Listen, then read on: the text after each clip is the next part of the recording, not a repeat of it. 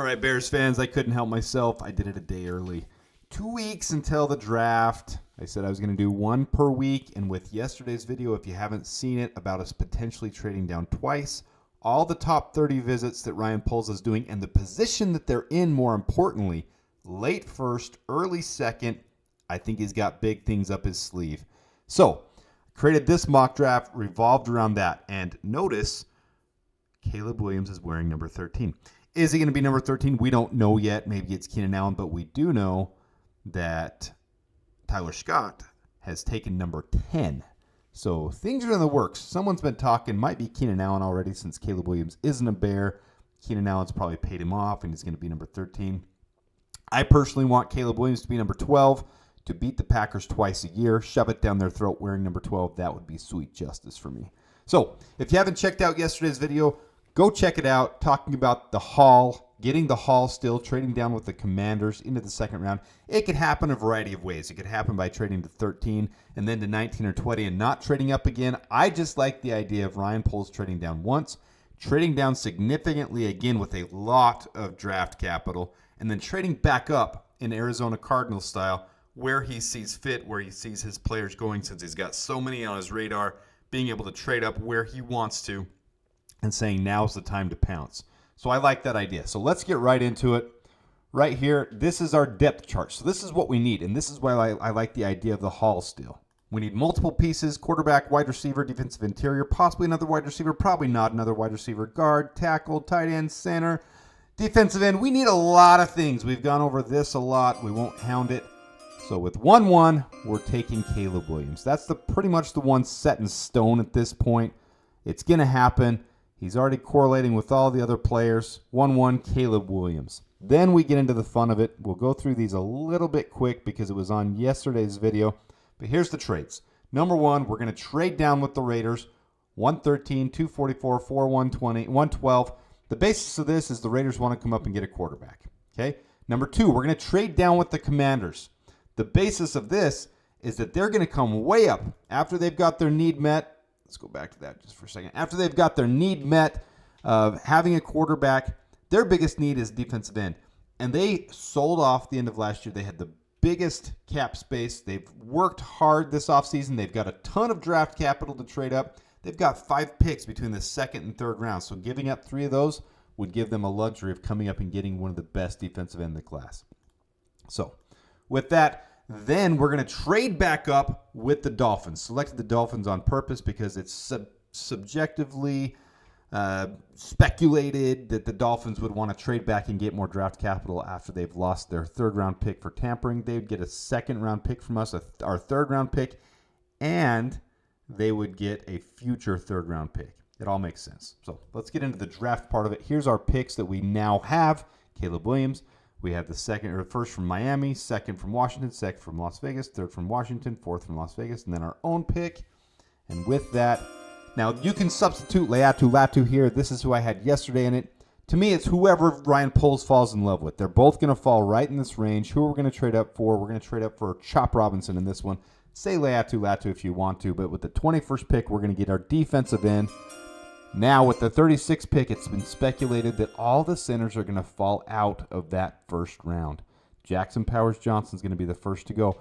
And if teams are coming up for cornerbacks, for quarterbacks, for tackles, for safeties, for those edges, center isn't considered a premium position. And that's why all of a sudden these rumors are circulating that teams are going to let these guys drop.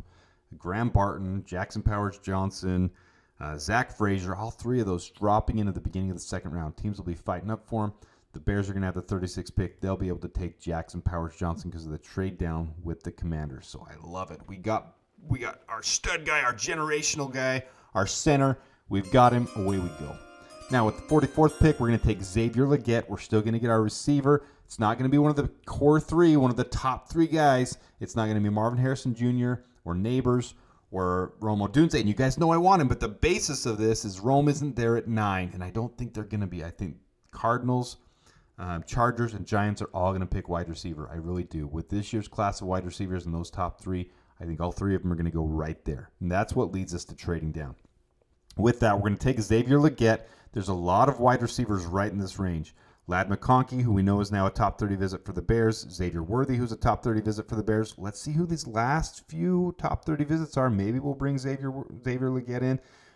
Maybe it'll be another receiver. Maybe it'll be Roman Wilson. Maybe it'll be something like that. But we've got range there, and this is someone that I've loved all along. Yeah, he's not 6'3" anymore. He's 6'1", but he's still a yak monster. He's just like DJ Moore to me. Once you get the ball in his hand, he's like a running back. So I love the idea of bringing him in, learning under Keenan Allen, learning under DJ Moore. He's still a high point guy. He's got hops. His vertical's 40 inches. That's among the highest percentile. So I like Xavier Legette. With the 69th pick, we're going to take Kieran Abenjabi. We have brought him in for a top 30 visit. I like everything about him competing with Braxton Jones, being able to be the swing tackle, maybe eventually taking over for Braxton Jones. Either way, we've got a solid third option there, so I love it. Now with 110, we're in 112, we're going to take Cade Stover. You guys know I love Cade Stover. Converted linebacker, doesn't drop the ball at all. Yeah, he didn't have the best combine, but to me, he is a stud tight end. Blocking, receiving, never drops it. Coming in, learning underneath Cole Kmet, learning underneath Gerald Everett. Coming in on the 13 personnel sets, rotating in every once in a while, not having all that pressure putting on him on year one. We know that tight ends take a couple years to develop. It's pretty rare when you get a Sam Laporta type of tight end that exceeds expectations on year one. Cade Stover could do that, but I like the idea of him coming in. We need a third tight end. I love the idea. We might even pick up a fourth tight end, guys, and go with less receivers. Who knows what's going to happen at this point with Shane Waldron's offense. But this is something I can definitely see happening, and I would love for us to pick him up when his draft stock isn't going as high as Ben Sennett's. I love Ben Sennett. He's more well-rounded. But Cade Stover's my dude, and I love him here if he's here at 112. Then at 122, so the basis of this was yesterday, I just let the simulator run. I let it do its own picks when I did this hypothetical scenario. Today, I'm actually picking my picks. And at 122, I love Mason Smith. Spelled his name wrong there. It's supposed to be Maason. My bad. It's the first time I've done that, I think. But 0 missed tackles, being able to rotate in with Andrew Billings, having Gervon Dexter there at 3 technique. This stacks our defensive tackles. I love everything about this. Let's check out what the team looks like now, because this is by far one of my favorite drafts. Yes, I want Rome Odunze. Yes, I want Marvin Harrison Jr. But look at what happens when we stack this thing up. We got Caleb Williams, Chop Robinson, or Leatu Latu. Come on, just however you want to put that. Jackson Powers Johnson at center, Xavier Legette, Kieran Abenjabi, Cade Stover, Mason Smith. This is the haul.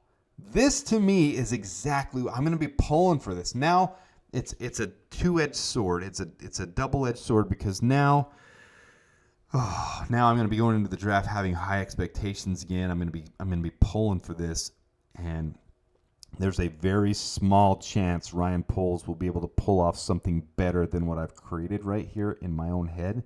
And if he doesn't, I'm going to be slightly disappointed. But I'm still going to go into draft night optimistic, excited, hopeful. And if we pull off something like this, I'm going to be happy. He'll probably end up drafting someone in the 4th round instead of Mason Smith, like a cornerback. He's got Ryan Poles and Matt Eberflus loves his defensive backs. And you know what? If they do, that's fine, because we need more depth. But I really like Terrell Smith as the 3rd option there. I don't think we need the depth this year. But if they do, I'm not butthurt over it. Something like this would make me very happy. And then we only gave away a 3rd rounder. If Ian Cunningham gets traded, or if he gets signed away and becomes a GM somewhere, we get a 3rd round pick there. And then if Keenan Allen doesn't re-sign, we get a 5th round pick from what a lot of people are saying. Who knows what it'll be yet. And that 6th rounder there from Pittsburgh could turn into a 4th rounder. Either way, we've still got 9 picks, potentially 10 picks.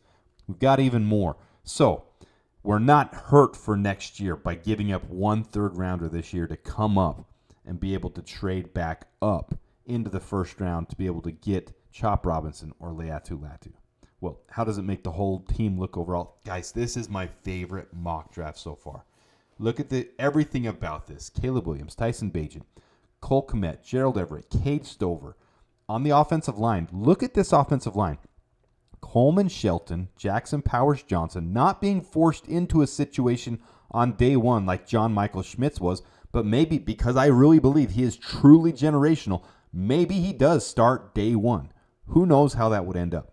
But we've got stacked right there. And then even Ryan Bates is a third option, but really a backup guard. Tevin Jenkins, Nate Davis, Darnell Wright, Kieran Abenjabi, Braxton Jones, Matt Pryor, Jake Curhan. Who knows which one of those two will beat each other out in the preseason? But then on the wide receivers, DJ Moore, Keenan Allen, Xavier Legette, Dante Pettis, Tyler Scott, Bayless Jones.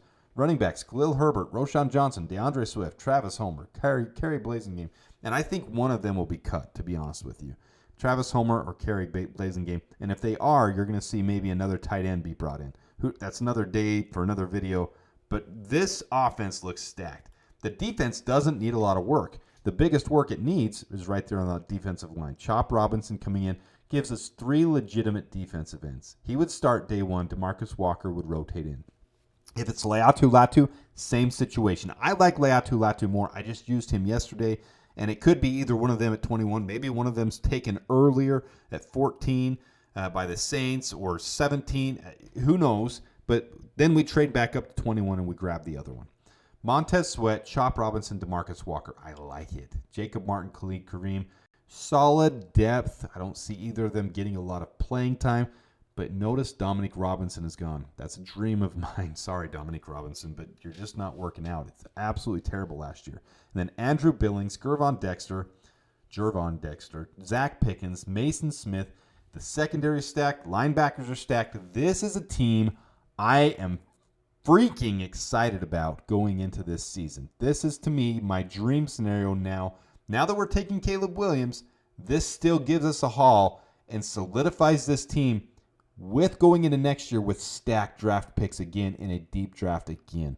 This is exactly the position I want to be in. I really hope this somehow pans out. Let me know your thoughts in the comments. This, to me, is my favorite draft we've done so far. Let me know your thoughts. Until next time, bear down. 2 weeks away. 2 weeks away from the draft. Bear down.